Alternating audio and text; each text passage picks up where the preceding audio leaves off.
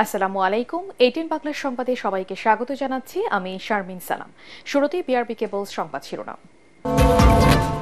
জুলাই বিপ্লবের বিপক্ষে নয় এমন ব্যক্তিদের নামে মামলা কাম্য নয়, আসিফ নজরুল। ইরেশ জাকেরের নামে মামলা অস্বস্তিকর, সংস্কৃতি উপদেষ্টা।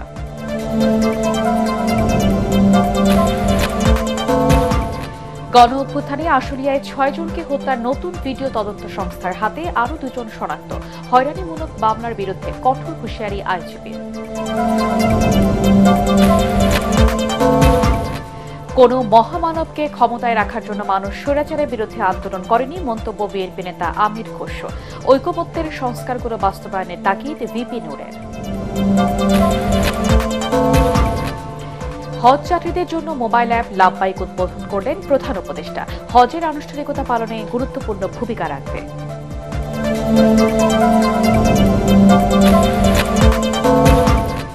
এবং ভারতের সঙ্গে উত্তেজনায় পাকিস্তানের পাশে থাকার প্রতিশ্রুতি চীনের। যুদ্ধে অপ্রস্তুত ভারতের সামরিক বাহিনী, বলছেন বিশ্লেষকরা। শুনছিলেন বিআরবি কেবল সংবাদ শিরোনাম, এবারে বিস্তারিত। জুলাই বিপ্লবের বিপক্ষে নয় এমন ব্যক্তিদের নামে বিদ্বেষমূলক মামলা দুর্ভাগ্যজনক বলে মন্তব্য করেছেন আইন উপদেষ্টা ডক্টর আসিফ নজরুল। রাজধানীতে এক অনুষ্ঠানে তিনি বলেন, নিরাপরাধ মানুষ হয়রানির শিকার না হয় সেজন্য আইনি সহায়তা দেওয়া হচ্ছে। মামলা জট কমাতে জাতীয় আইনগত সহায়তা সংস্থার মাধ্যমে আগামী 6 মাসের মধ্যে 1 লাখ মামলা নিষ্পত্তির ব্যবস্থা করার কথাও জানান আইন উপদেষ্টা। এদিকে অভিনেতা ইরেশ জাকেরের বিরুদ্ধে হত্যা মামলা অস্বস্তিকর বলে মন্তব্য করেছেন সংস্কৃতি উপদেষ্টা মোস্তফা সরোয়ার ফারুকী। ইমদাদুল্লাহ বাবুর রিপোর্ট। আওয়ামী লীগ সরকারের বিরুদ্ধে ছাত্র জনতার 24-এর অভ্যুত্থানে সংঘটিত গণহত্যা এবং 15.5 বছরে খুন ও গুমের অভিযোগে দলটির নেতাসহ অনেকের বিরুদ্ধে থানা এবং আদালতে একের পর এক মামলা হচ্ছে। পুলিশ সদর দপ্তরের হিসেবে জুলাই আগস্টের গণহত্যার মামলার সংখ্যা প্রায় 1500, এর মধ্যে হত্যা মামলা 600টি। অভ্যুত্থানে নিহত বিএনপি কর্মী মাহফুজ আলম শ্রাবণ হত্যার অভিযোগে গেল 20 এপ্রিল শেখ হাসিনা সহ 4 শতাধিক ব্যক্তিকে আসামি করে ঢাকার সিএমএম আদালতে মামলার আবেদন করেন নিহতের ভাই মোস্তাফিজুর রহমান। এই মামলায় অভিনেতা ইরেশ জাকেরের নামও রয়েছে, যা নিয়ে বিভিন্ন মহলে চলছে নানা আলোচনা। রাজধানীতে আলাদা 2টি অনুষ্ঠানে মামলাটি নিয়ে কথা বলেন আইন এবং সংস্কৃতি বিষয়ক উপদেষ্টা। ইরেশ জাকেরকে আমি পার্সোনালি চিনি, জুলাইয়ের আন্দোলনে উনি জড়িত ছিলেন, ফলে এটা ডিপলি ট্রাবলিং অ্যান্ড ডিপলি ডিস্টার্বিং।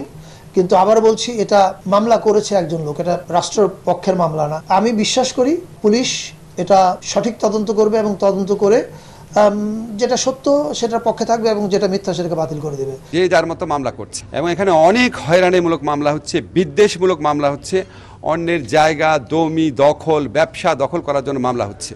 এগুলো অত্যন্ত আনফরচুনেট, অত্যন্ত পরিতাপের বিষয়। স্বরাষ্ট্র থেকে বারবার বলা হয়েছে যে অভিযোগের কোনো বস্তুনিষ্ঠতা পাওয়া না গেলে কাউকে যেন গ্রেফতার না করা হয়।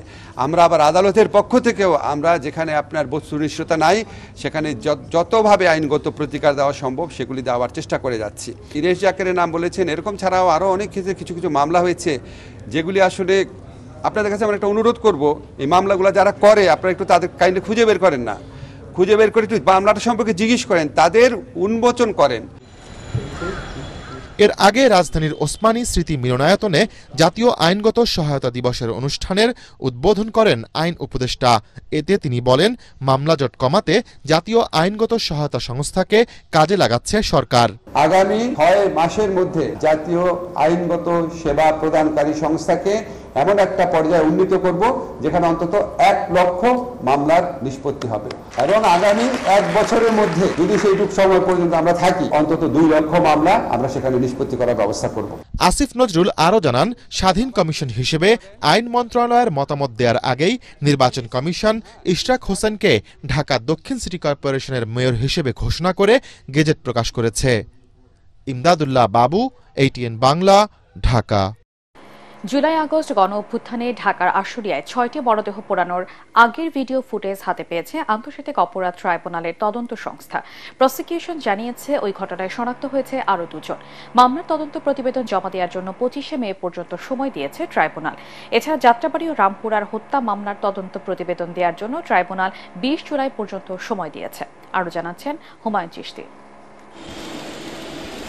জুলাই আগস্ট গণহত্যার অভিযোগে মানবতাবিরোধী অপরাধের মামলায় সোমবার আন্তর্জাতিক অপরাধ ট্রাইব্যুনালে হাজির করা হয় সাবেক আইজিপি চৌধুরী আব্দুল্লাহ আল মামুন সহ ১১ পুলিশ কর্মকর্তা, এনটিএমসির সাবেক মহাপরিচালক অবসরপ্রাপ্ত মেজর জেনারেল জিয়াউল আহসান ও নরসিংদীর ছাত্রলীগ নেতা রবিউল ইসলামকে।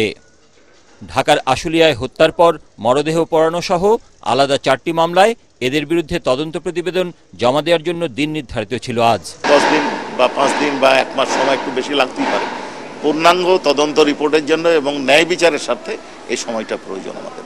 এটা বিচারকে বিলম্বিত করার জন্য না, ন্যায় বিচারকে প্রতিষ্ঠা করার জন্য। আর একটা ছোট্ট বিষয় ছিল, নরসিংদীর ছাত্রলীগ নেতা অন্য একটা মামলায় গ্রেপ্তার ছিলেন। এই মামলায় WEC ছিল, তাকে প্রোডাকশন মূলে আজকে হাজির করা হয়েছে, তাকে জেল হাজতে প্রেরণের আদেশ দিয়েছে। প্রসিকিউশন জানায়, গণ অভ্যুত্থানে ঢাকার আশুলিয়ায় 6টি মরদেহ পোড়ানোর মামলা তদন্তের শেষ পর্যায়ে। হত্যার ভিডিও ফুটেজ হাতে পেয়েছে তদন্ত সংস্থা। শনাক্ত হওয়া হত্যাকারীদের দ্রুত গ্রেফতার করে ট্রাইব্যুনালে হাজির করা হবে। হত্যা করা হয়েছে, পোড়ানো হয়েছে, একজন জীবিত ছিলেন, তাকে পোড়ানো হয়েছে। এখন আমরা যেটা পেয়েছি সেটা হচ্ছে যে হত্যাকাণ্ড সংগঠনের একটা ভিডিও চিত্র আমরা পেয়েছি। এটা আমরা এখন যাচাই বাছাই করছি। এই বিষয়ে তদন্ত সমাপ্ত করার জন্য কিছুদিন সময় দরকার, এই জন্য আমরা 1 মাস সময় চেয়েছিলাম। অনারেবল ট্রাইব্যুনাল এটা মঞ্জুর করেছেন। গত 5 আগস্ট ছাত্র জনতার গণ অভ্যুত্থানে শেখ হাসিনা সরকারের পতনের দিন ঢাকার আশুলিয়ায় এক নারকীয় ঘটনা ঘটে। গুলি করে হত্যার পর 6 জনের নিথর দেহ গাড়িতে উঠিয়ে আগুন দেয় পুলিশ। হুমায়ুন চিস্তি, ATN বাংলা, ঢাকা। নিরীহ মানুষকে মামলা দিয়ে হয়রানি করা যাবে না বলে হুঁশিয়ারি করে দিয়েছেন আইজিপি বাহরুল আলম। রাজধানীর ফরেস্ট সার্ভিস একাডেমিতে সংবাদ সম্মেলনে একথা জানান তিনি। এ সময় পুলিশ প্রধান বলেন, 5 আগস্টের পর একটি মহল হয়রানির উদ্দেশ্যে মূল আসামির সঙ্গে অসংখ্য নিরীহ মানুষকে মামলায় আসামি করছে। বিষয়টি খতিয়ে দেখছে পুলিশ। GM তসলিমের report. 3 দিন ব্যাপী পুলিশ আমার পুলিশ আমার দেশ, বৈষম্যহীন বাংলাদেশ প্রতিপাদ্যে মঙ্গলবার শুরু হচ্ছে 3 দিনব্যাপী পুলিশ সপ্তাহ। রাজারবাগ পুলিশ অডিটোরিয়ামে এর উদ্বোধন করবেন প্রধান উপদেষ্টা ডক্টর মোহাম্মদ ইউনুস। বিস্তারিত জানাতে এই সংবাদ সম্মেলন। এ সময় আইজিপি বাহরুল আলম বলেন, অনাড়ম্বর নয়, এবার অনুষ্ঠিত হবে বাস্তবমুখী ও কার্যকর পুলিশ সপ্তাহ। তিনি বলেন, মাঠ পর্যায়ের কর্মকর্তাদের কাছ থেকে পরিকল্পনা শুনে কার্যক্রম বাস্তবায়ন করা হবে। আনন্দ উৎসব বাদ দিয়ে অনেক বেশি কার্যকর সেশনগুলো করা, আমাদের পেশাগত বিষয়াদি আলোচনা করা, আমাদের বিগত দিনের কর্মকাণ্ড মূল্যায়ন করা, ভুল ত্রুটিগুলো নিজেরা বের করা এবং সামনের দিনের পরিকল্পনা করা। পুলিশ সংস্কার কমিশন ও মব জাস্টিসের বিষয়েও কথা বলেন আইজিপি। সরাসরি এক্সিকিউটিভের অধীনে নিয়ন্ত্রণে না থেকে পুলিশকে কিছুটা অটোনমি দেওয়া in terms of their functionality, not administration. এইটার একটা সাজেশন আমাদের ছিল। পুলিশ সংস্কার কমিশন নীতিগতভাবে একমত হয়েছেন, কিন্তু তারা এটাকে আর এলাবোরেট করেননি, কোনো কাঠামোও দেননি। পুলিশ প্রধান বলেন, ছাত্র জনতার আন্দোলনের ঘটনায় 5 আগস্টের পর 1500 মামলা হয়েছে। এর মধ্যে হত্যা মামলা হয়েছে 6 শতাধিক। নিরীহ কেউ যেন হয়রানির শিকার না হয়, সেজন্য পুলিশকে নির্দেশ দেওয়া হয়েছে বলে জানান বাহরুল আলম। অনেকে ওই অসৎ উদ্দেশ্যে মানুষের কাছ থেকে অর্থ আদায়ের জন্য, হ্যারাস করার জন্য, ভয় দেখানোর জন্য অপরাধটা হয়তো করেছেন 5 জন কি 10 জন, ওখানে আরো 300 লোকের নাম দিয়ে মামলা দায়ের হচ্ছে এবং গতকালও একটা হয়েছে। স্বরাষ্ট্র মন্ত্রণালয় বলেছেন, আমি নিজে বলেছি এবং পুলিশের সকল পর্যায়ের কর্মকর্তারা এই নির্দেশ পেয়েছেন যে নিরীহ লোককে যেন গ্রেপ্তার করা না হয়, নিরীহ লোককে যেন হয়রানি করা না হয়। এবারের পুলিশ সপ্তাহে নাগরিক সমাজের বিভিন্ন পেশার প্রতিনিধিদের আমন্ত্রণ জানানো হয়েছে। শেষ দিন 1 মে নাগরিক সমাজের প্রতিনিধিদের সাথে আলোচনায় বসবেন পুলিশের নীতি নির্ধারণী পর্যায়ের সদস্যরা। আমি যেন বিধিবিধান মেনে চলতে পারি, আমার প্রতি অন্যায় আবদার যেন যতটুকু পারেন যেন কম হয়, এটাই প্রার্থনা। GM Taslim, ATN Bangla, Dhaka. কোনো মহামানবকে ক্ষমতায় রাখার জন্য মানুষ স্বৈরাচারের বিরুদ্ধে আন্দোলন করেনি, মানুষ ভোটের অধিকার ফিরে পেতে আন্দোলন করেছে বলে দাবি করেছেন বিএনপির স্থায়ী কমিটির সদস্য আমির খসরু মাহমুদ চৌধুরী। সমমনা 3টি দলের সাথে বিএনপির লিয়াজু কমিটির বৈঠক শেষে একথা বলেন তিনি। আমির খসরু অভিযোগ করেন, বিশেষ সুবিধাবাদীদের সুযোগ করে দিতে হচ্ছে, জনগণ নির্বাচন চায় না। স্বৈরাচার বিরোধী আন্দোলনে অংশ নেওয়া প্রায় সব দলই ডিসেম্বরের মধ্যে নির্বাচন চায়, জনগণও এর বাইরে নয়। আগামী মাসের মধ্যেই সরকারকে নির্বাচনের রোডম্যাপ দেওয়ার আহ্বান জানান বিএনপির এই নেতা। সরকারি দ্বিধাদ্বন্দ্বের কারণে গণ অভ্যুত্থানের সুফল মুখ থুবড়ে পড়েছে বলে মনে করেন তিনি।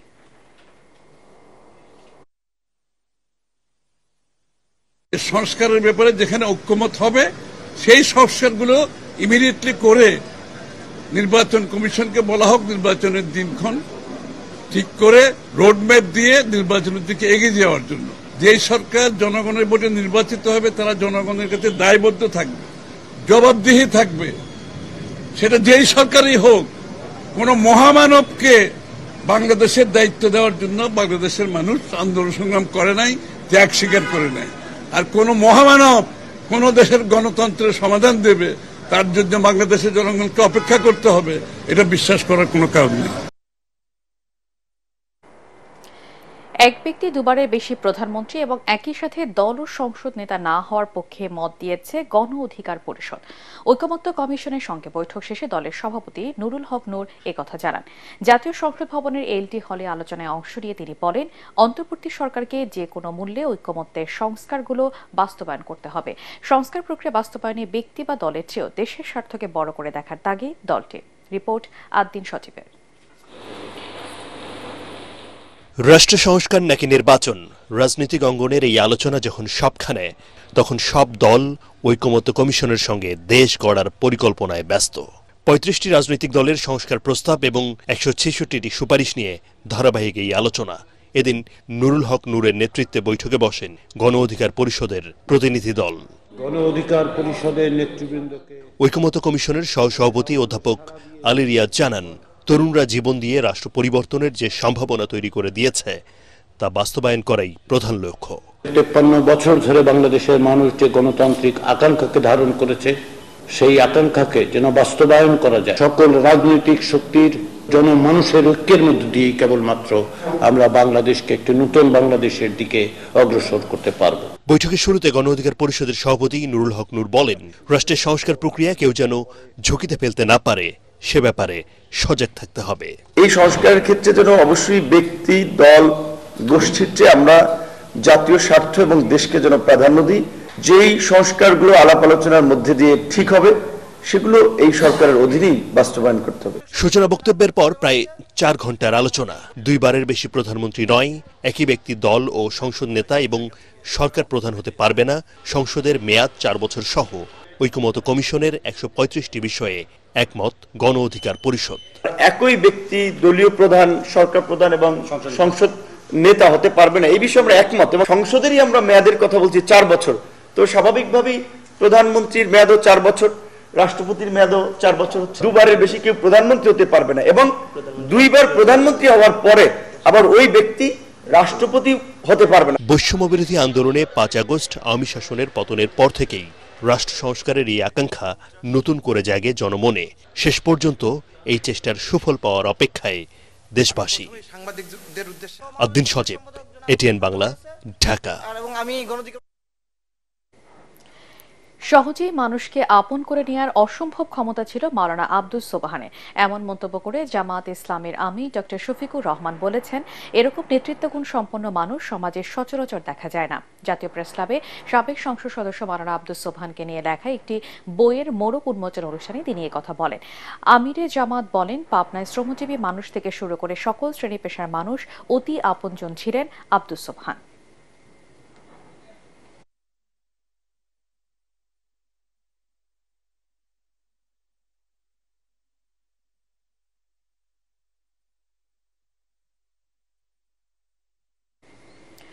হজযাত্রীদের হজ পালন সহজ করতে মোবাইল অ্যাপ লাব্বাইক উদ্বোধন করেছেন প্রধান উপদেষ্টা। রাষ্ট্রীয় অতিথি ভবন যমুনায় সরকারি ব্যবস্থাপনায় প্রথমবারের মতো নির্মিত অ্যাপটি উদ্বোধন করে হজ যাত্রীদের এই অ্যাপ ব্যবহারের আহ্বান জানান প্রধান উপদেষ্টা। তিনি বলেন, হজ যাত্রীদের নির্বিঘ্নে হজ পালনে এই অ্যাপ গুরুত্বপূর্ণ ভূমিকা রাখবে। এছাড়া হজ প্রিপেইড কার্ড ও হজ রোমিং প্যাকেজেরও উদ্বোধন করেন ড মোহাম্মদ ইউনূস। এসব অন্যান্যের মধ্যে উপস্থিত ছিলেন ধর্ম উপদেষ্টা ড আফম খালিদ হোসেন, সংস্কৃতি উপদেষ্টা মোস্তফা সারা ফারুকী ও প্রধান উপদেষ্টার বিশেষ সহকারী ফয়েজ আহমেদ তৈয়ব।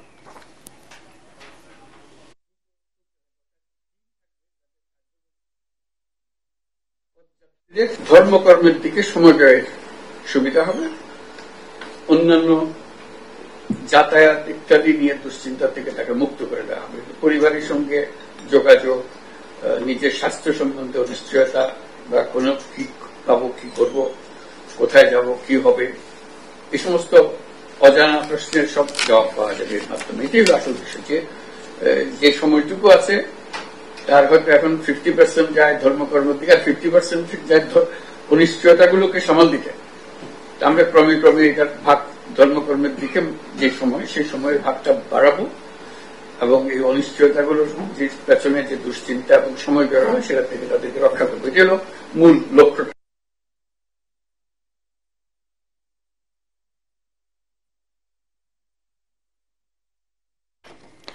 রাতে শুরু হচ্ছে হজের ফ্লাইট। রাজধানীর আশকোনা হজ ক্যাম্পে কিছুক্ষণের মধ্যে হজ যাত্রীদের সঙ্গে শুভেচ্ছা বিনিময় শেষে হজ ফ্লাইটের উদ্বোধন করবেন ধর্ম উপদেষ্টা আফম খালিদ হোসেন।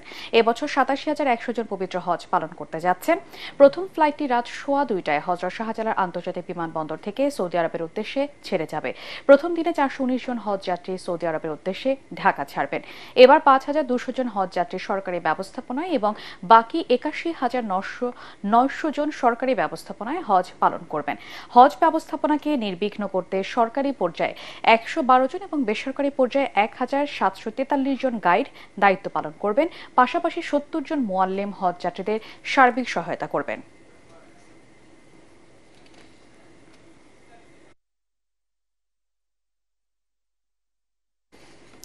দর্শক, আশকোনা হজ ক্যাম্পে আছেন সহকর্মী খায়রুল ইসলাম। সরাসরি চলে যাচ্ছি তার কাছে।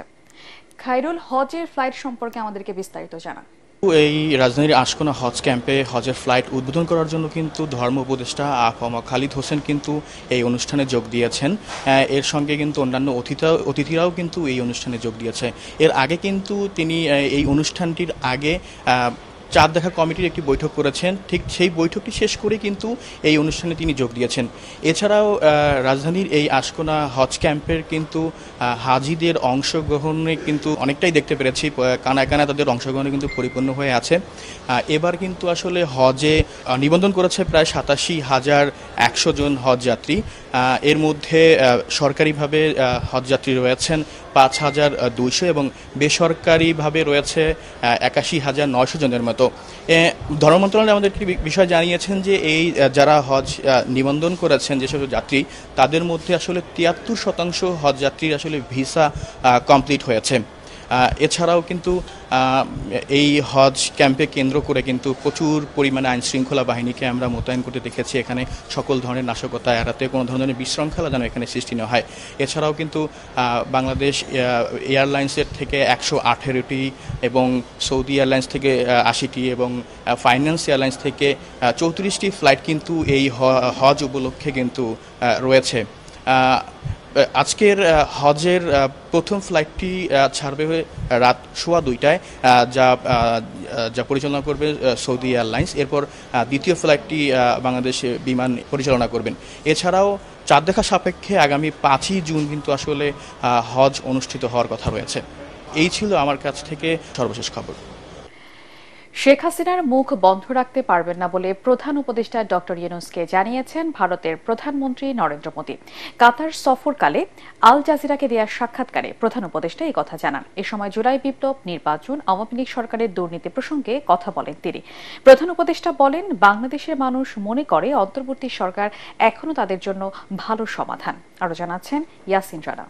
ভবনে যে মহামান্য রাষ্ট্রপতির কাছে আমার পদত্যাগপত্র জমা আমি দেইনি, কাজে আমার কিন্তু পদত্যাগ হয়নি। আমি কিন্তু এখনো বাংলাদেশে constitutional elected prime minister. 5 August গণঅভ্যুত্থানে ক্ষমতাচ্যুত হয়ে ভারতে আশ্রয় নেওয়া শেখ হাসিনা নিজেকে এখনো বাংলাদেশের প্রধানমন্ত্রী দাবি করে সামাজিক যোগাযোগ মাধ্যমে নানা বক্তৃতা বিবৃতি দিচ্ছেন। এতে আওয়ামী লীগ নেতাকর্মীরাও দেশে নানা বিশৃঙ্খলার চেষ্টা করছে। শেখ হাসিনাকে চুপ রাখতে প্রধান উপদেষ্টা ভারতের প্রধানমন্ত্রী নরেন্দ্র মোদীকে আহ্বান জানান। তবে মোদী তা পারবেন না বলে জানিয়ে দিয়েছেন ডক্টর ইউনূসকে। Mohammed Yunus, welcome to Talk to Al Jazeera. Talk to Al Jazeera সাক্ষাৎকারে বিষয়টি তুলে ধরেন প্রধান উপদেষ্টা। Where all the BIMSTEC heads of governments were there, including Prime Minister Modi. ব্যাংককে অনুষ্ঠিত সম্মেলনে মোদির সঙ্গে আলোচনায় আমি স্পষ্ট করেছিলাম, শেখ হাসিনাকে ভারতে রাখতে চাইলে তা আপনার ইচ্ছা, কিন্তু বাংলাদেশের রাজনৈতিক পরিস্থিতি সম্পর্কে মন্তব্য করা তার উচিত নয়। শেখ হাসিনার বক্তব্য জনগণকে উত্তেজিত করছে এবং আমাদের জন্য সমস্যা তৈরি করছে। এ বিষয়ে মোদি জানিয়েছেন, ভারতে সামাজিক যোগাযোগ মাধ্যম সবার জন্য উন্মুক্ত, সেখানে কারো বক্তব্য নিয়ন্ত্রণ করা তার পক্ষে সম্ভব নয়।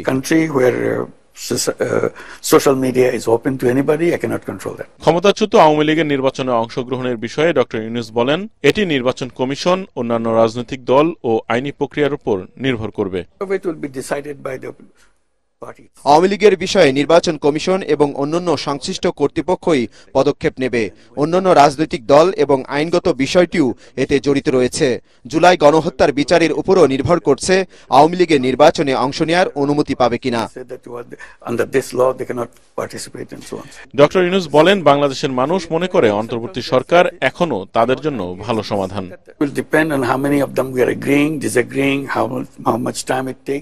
বাংলাদেশের পরিস্থিতি দেখে এখনো মানুষ মনে করে অন্তর্বর্তীকালীন সরকার এখনো তাদের জন্য ভালো সমাধান।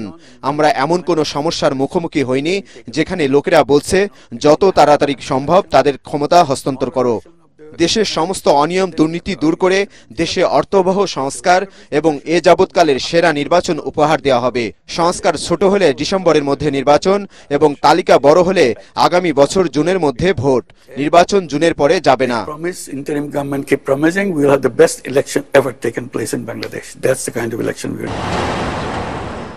সম্প্রতি কাতারের রাজধানী দোহায় আটনা সম্মেলনে যোগ দেন প্রধান উপদেষ্টা ডক্টর মুহাম্মদ ইউনূস।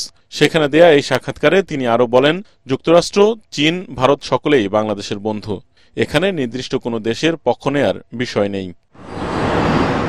ইয়াসিন রানা, এটিএন বাংলা।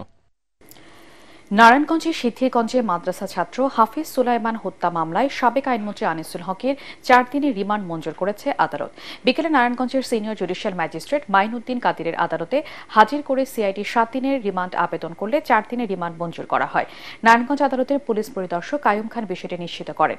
এর আগে কেন্দ্রীয় কারাগার থেকে তাকে নারায়ণগঞ্জ আদালতে নেওয়া হলে বিএনপিপন্থী আইনজীবীরা আনিসুল হককে হেনস্থা করেন। পরে পুলিশ কড়া নিরাপত্তায় তাকে আদালত থেকে রিমান্ড শেষে কারাগারে পাঠায়। রাষ্ট্রপক্ষের আইনজীবীরা জানান, ছাত্র আন্দোলনে মাদ্রাসা ছাত্র হাফেজ সুলাইমান নিহত হন। এই ঘটনায় নিহতের ভগ্নিপতি সিদ্ধিরগঞ্জ থানায় হত্যা মামলা দায়ের করেন। এই মামলায় সাবেক আইনমন্ত্রী আনিসুল হককে 3 নম্বর আসামি করা হয়।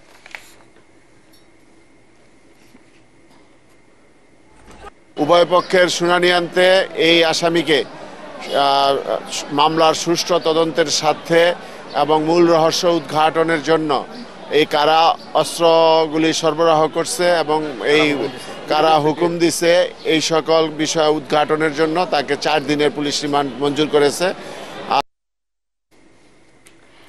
ভবিষ্যৎ বাংলাদেশকে গড়ে তুলতে তরুণদের ভাবনা নিয়ে পরিকল্পনা ও কর্মসূচি তৈরি করবে বিএনপির 3 অঙ্গ ও সহযোগী সংগঠন ছাত্রদল, যুবদল ও স্বেচ্ছাসেবক দল। এই লক্ষ্যে যৌথভাবে দেশের 10টি বিভাগকে 4টি ভাগে ভাগ করে 2 দিনব্যাপী সেমিনার ও সমাবেশের কর্মসূচি ঘোষণা করেছেন তারা। নয়াপল্টনে দলের কেন্দ্রীয় কার্যালয়ে যৌথ সংবাদ সম্মেলনে যুবদল সভাপতি আব্দুল মনিম মুন্না বলেন, তাদের লক্ষ্য তরুণদের ক্ষমতায়ন, রাষ্ট্রীয় নীতি নির্ধারণে অংশগ্রহণ ও তৃণমূল পর্যায়ে উন্নয়নের মডেল গড়ে তোলা।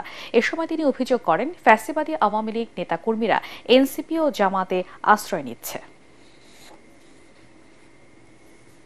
আমাদের লক্ষ্য তরুণদের ক্ষমতায়ন, রাষ্ট্রীয় নীতি নির্ধারণে অংশগ্রহণ, সৃজনশীলতার বিকাশ এবং তৃণমূল পর্যায়ে সার্বজনীন উন্নয়নের বাস্তবসম্মত মডেল গড়ে তোলা।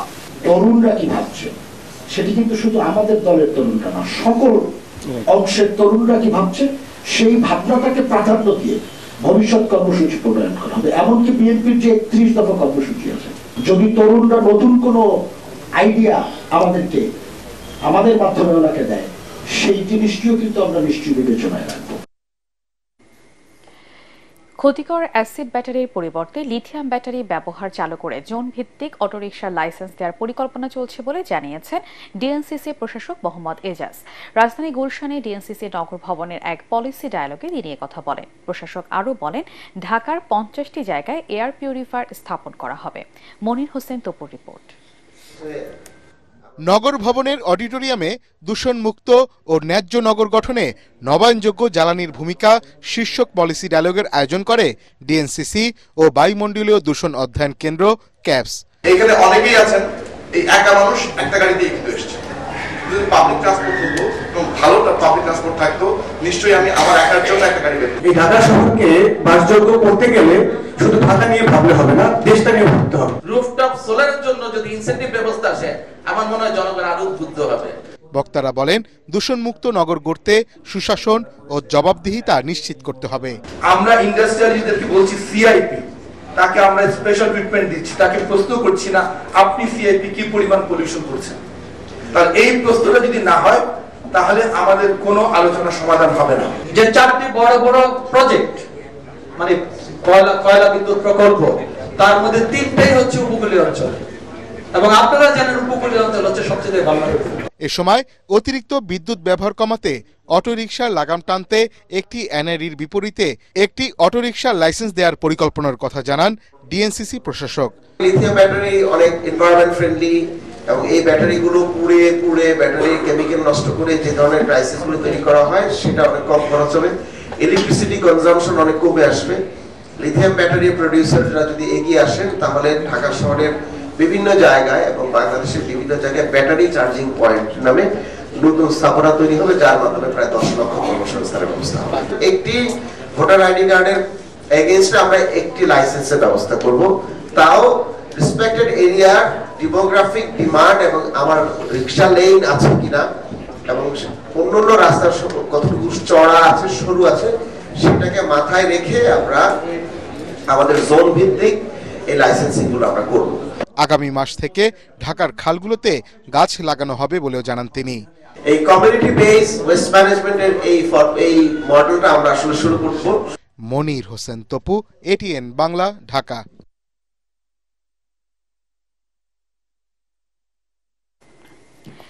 ভারতের সঙ্গে উত্তেজনায় পাকিস্তানের পাশে থাকার প্রতিশ্রুতি দিয়েছে চীন। আঞ্চলিক স্থিতিশীলতা ও শান্তি রক্ষায় ইসলামাবাদকে সহযোগিতার আশ্বাস দিয়েছে বেইজিং।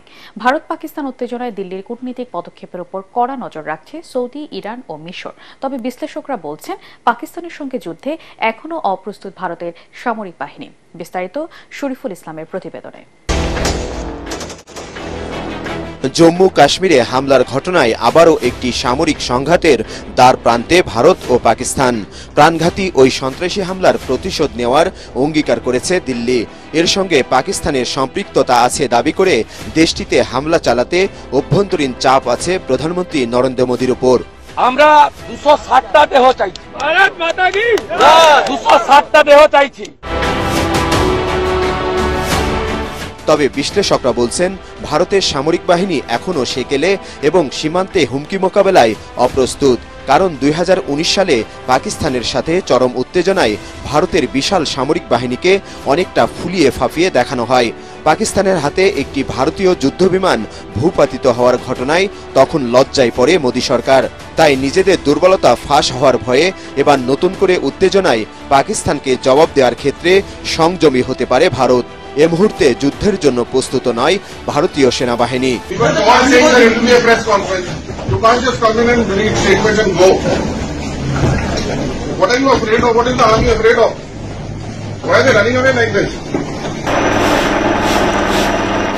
এসব সীমাবদ্ধতার কারণে পাকিস্তানের স্বল্প পরিসরে হামলা বা বিশেষ অভিযানের মধ্যেই সীমাবদ্ধ থাকতে পারে ভারত, যা ভারতীয়দের জনরোষ কমিয়ে কিছুটা স্বস্তি দিতে পারে নরেন্দ্র মোদীর বিজেপিকে।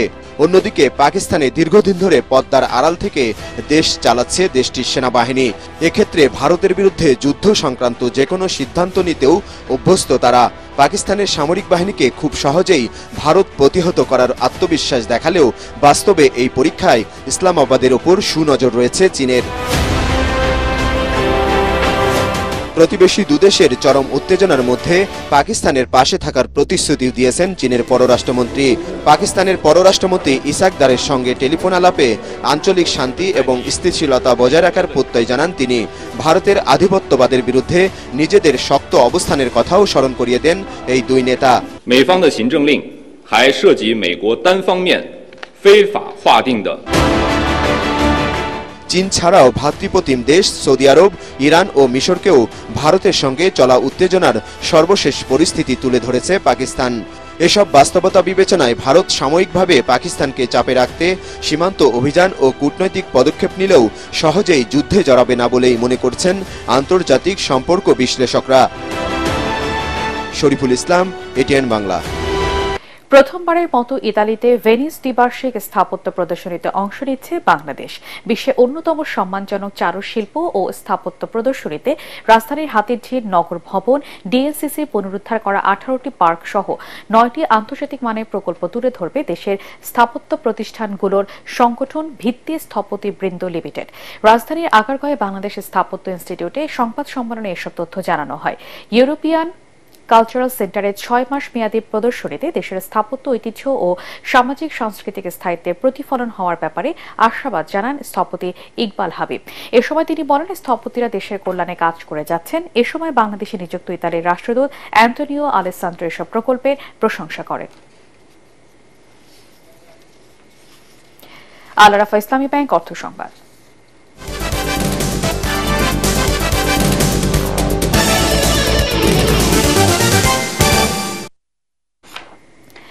জাতীয় রাজস্ব বোর্ডে মাল্টিপারপাস হলে অনুষ্ঠিত হল বিসিএস কাস্টমস অ্যান্ড ভ্যাট অ্যাসোসিয়েশনের বিশেষ সাধারণ সভা। এতে কর জিডিপি উন্নয়নে রাজস্ব প্রশাসন সংস্কারের ভূমিকা ও করণীয় এবং উপদেষ্টা পরিষদে অনুমোদিত রাজস্ব নীতি ও রাজস্ব ব্যবস্থাপনা অধ্যাদেশ 2025-এর চূড়ান্ত খসড়া নিয়ে আলোচনা হয়। উল্লেখ্য, জাতীয় রাজস্ব বোর্ড পুনর্গঠন করে রাজস্ব নীতি বিভাগ ও রাজস্ব ব্যবস্থাপনা বিভাগ আলাদা করার সুপারিশ করে সংস্কার কমিটি, যেখানে বিসিএস কাস্টমস ও ভ্যাট এবং বিসিএস কর ক্যাডারের দক্ষ কর্মকর্তাদের নিয়োগের প্রস্তাব করা হয়। সেই মোতাবেক অধ্যাদেশের খসড়া প্রস্তুত করা হলেও উপদেষ্টা পরিষদের কাছে পেশ করার আগে বিসিএস প্রশাসন ক্যাডার নিজেদের স্বার্থে এতে হস্তক্ষেপ করেছে বলে অভিযোগ করেন অ্যাসোসিয়েশনের কর্মকর্তারা। এতে সংক্ষুব্ধ সংখ্যা প্রকাশ করেন তারা। সভায় সম্মিলিতভাবে জাতীয় স্বার্থে রাজস্ব প্রশাসন সংস্কার কমিটির সুপারিশ মোতাবেক দক্ষ ও অভিজ্ঞ কর্মকর্তাদের দিয়ে বিভাগ দুটি পুনর্গঠনের সুপারিশ করা হয়।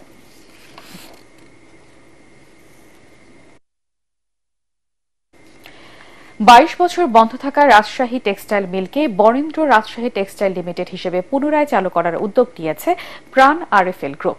দুপুরে রাজশাহীতে আয়োজিত এক অনুষ্ঠানে জানানো হয়, প্রায় 26 একর আয়তনের এই কারখানাকে উত্তরবঙ্গের সর্ববৃহৎ পরিবেশ বান্ধব শিল্প প্রতিষ্ঠানে পরিণত করতে চায় প্রাণ আরএফএল গ্রুপ। এর মাধ্যমে 2 বছরের মধ্যে 12,000 মানুষের কর্মসংস্থানের লক্ষ্যে প্রায় 350 কোটি টাকার বিনিয়োগ করবে প্রতিষ্ঠানটি। এ সময় প্রাণ আরএফএল গ্রুপের বিপণন পরিচালক কামরুজ্জামান কামাল, বরেন্দ্র রাজশাহী টেক্সটাইল লিমিটেডের assistant general manager Sharifuddin Ahmed উপস্থিত ছিলেন।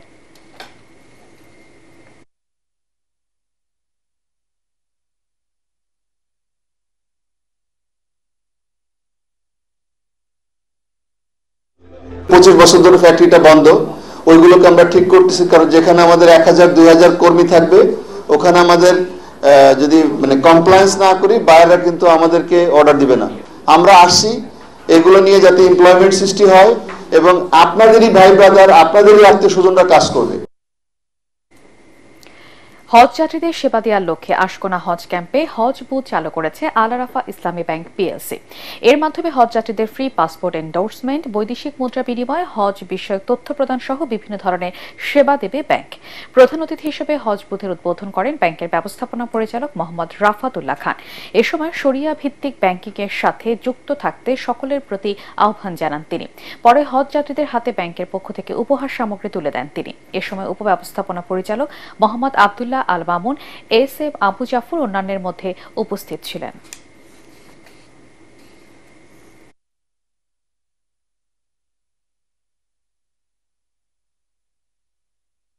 শ্রমিকদের সুরক্ষায় আবাস নির্মাণকারী প্রতিষ্ঠানগুলোকে শ্রম মন্ত্রণালয়ে নিবন্ধন করতে হবে বলে জানিয়েছেন শ্রম উপদেষ্টা এম শাখাওয়াত হোসেন। তিনি বলেন, কলকারখানা প্রতিষ্ঠান পরিদর্শন অধিদপ্তর ভবন পরিদর্শনের সময় শ্রমিকদের ন্যায্য অধিকারের বিষয়ে কাউকে দায়বদ্ধ করতে পারে না। রিয়েল এস্টেট কোম্পানিকে জবাবদিহিতার আওতায় আনতে এমন উদ্যোগ নেওয়া হচ্ছে বলে জানান শ্রম উপদেষ্টা। রাজধানীর একটি হোটেলে পেশাগত স্বাস্থ্য দিবসের সেমিনারে এসব কথা বলেন তিনি। জীবনের অধিকার সংরক্ষণে বৈষম্য কমিয়ে এনে শ্রমিক অধিকার বাস্তবায়নে উদ্যোগ নিতে হবে বলে জানান শ্রম সংস্কার কমিশনের চেয়ারম্যান সৈয়দ সুলতান উদ্দিন আহমেদ।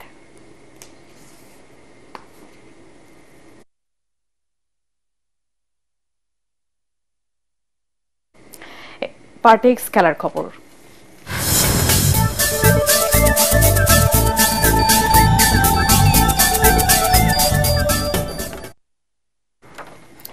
চট্টগ্রাম টেস্টের প্রথম দিনে শেষ বিকেলে তাইজুল ইসলামের ভেলকিতে দিনটি নিজেদের করে নিয়েছে বাংলাদেশ।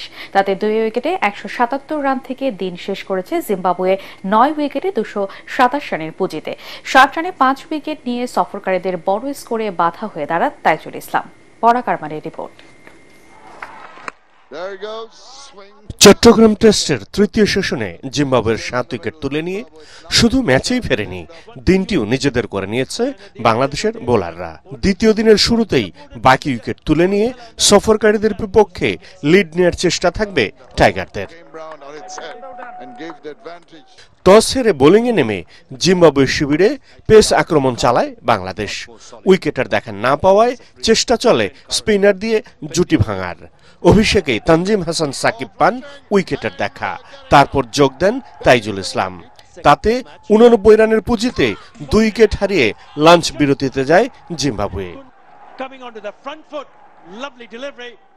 দ্বিতীয় সেশনে স্বাগতিকদের কোনো সুযোগই দেননি জিম্বাবুয়ের ব্যাটাররা।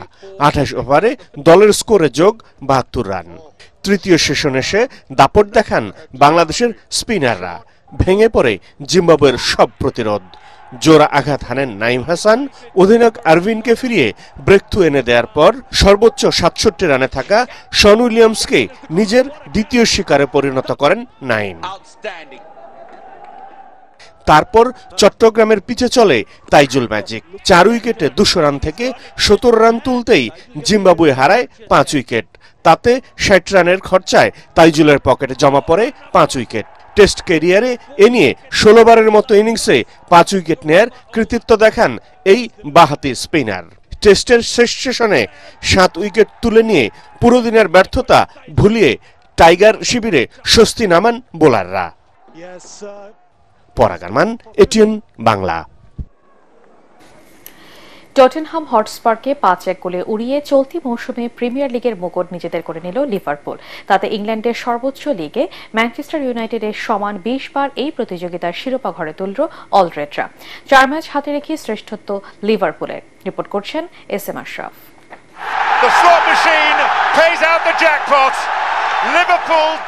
শেষ বাঁশি বাজার আগেই সমর্থকদের কণ্ঠে গান। শহরের অলিগলি তখন লালে লাল। লিভারপুল আবারও লিখল নিজেদের মহাকাব্য। কোচ আর্নে স্লটের কণ্ঠে আবেগের কম্পন। এটা শুধু শিরোপা নয়, এক ভালোবাসার জয়। শুরুতে অবশ্য ঝড়ের ইঙ্গিত বোঝা যায়নি। 12 মিনিটে ডোমিনিক সোলাঙ্কির গোলে লাল শিবিরে কবরের নিস্তব্ধতা। এরপর একের পর এক ঝড় তোলা মুহূর্ত। 16 মিনিটে লুইস দিয়াজের সোনালি ছোঁয়া। 24 মিনিটে অ্যালেক্সি ম্যাক অ্যালিস্টারের অগ্নিবাণে গ্যালারি জুড়ে গর্জন, চ্যাম্পিয়ন চ্যাম্পিয়ন। কোডি গাকপো যোগ দিলেন উৎসবে। লাল হৃদয়ের ধ্বনি যেন আকাশ ভেদ করল। দর্শকদের চোখে আনন্দের জল। এজন্য এক দীর্ঘ যাত্রার সার্থক সমাপ্তি।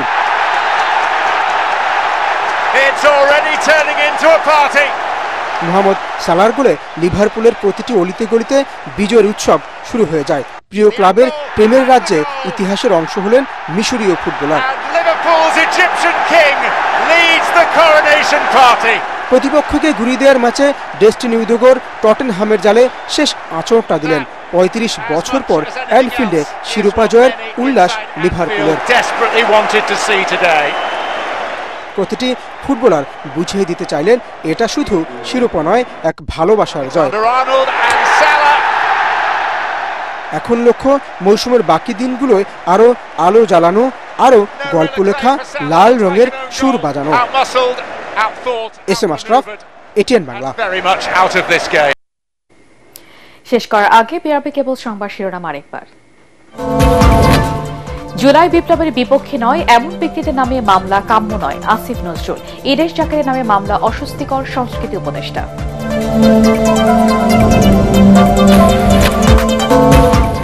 গণ অভ্যুত্থানে আশুলিয়ায় 6 জনকে হত্যার নতুন ভিডিও তদন্ত সংস্থার হাতে, আরও 2 জন শনাক্ত। হয়রানিমূলক মামলার বিরুদ্ধে কঠোর হুঁশিয়ারি আইনজীবীর।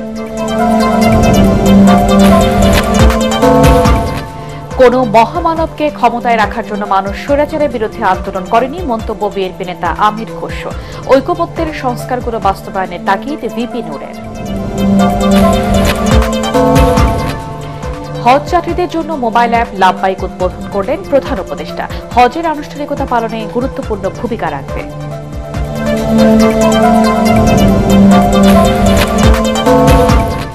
এবং ভারতের সঙ্গে উত্তেজনায় পাকিস্তানের পাশে থাকার প্রতিশ্রুতি চীনের। যুদ্ধে অপ্রস্তুত ভারতের সামরিক বাহিনী, বলছেন বিশ্লেষকরা।